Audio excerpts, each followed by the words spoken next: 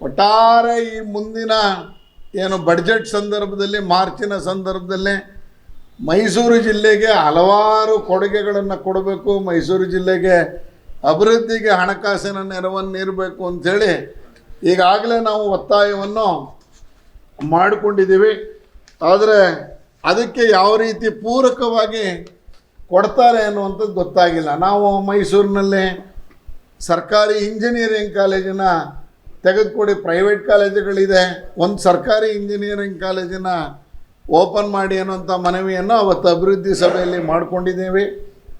ಎರಡನೇದು ಮಹಿಳೆಯರಿಗಾಗಿ ಪಾಲಿಟೆಕ್ನಿಕ್ ಕಾಲೇಜನ್ನು ತೆಕ್ಕೊಡಿ. ಮೈಸೂರಿನಲ್ಲಿ ತುಂಬ ಜನ ಮಹಿಳೆಯರು ವಿದ್ಯಾರ್ಥಿಗಳು, ಅದರಲ್ಲಿ ವಿಶೇಷವಾಗಿ ಬಾಲಕಿಯರು ಇವತ್ತು ಡಿಪ್ಲೊಮಾ ಕೋರ್ಸ್ಗಳಿಗೆ ಸೇರ್ಕೋತಾ ಇದ್ದಾರೆ. ಸುಮಾರು ಮೈಸೂರಿನಲ್ಲಿ ಆ ಪಾಲಿಟೆಕ್ನಿಕ್ ಕಾಲೇಜಲ್ಲಿ 2000 ವಿದ್ಯಾರ್ಥಿನಿಯರು ಈಗಾಗಲೇ ಅಡ್ಮಿಷನ್ಸ್ ಆಗಿದೆ. ಹಾಗಾಗಿ ಒಂದು ದೊಡ್ಡ ಜಾಗ ಬೇಕು.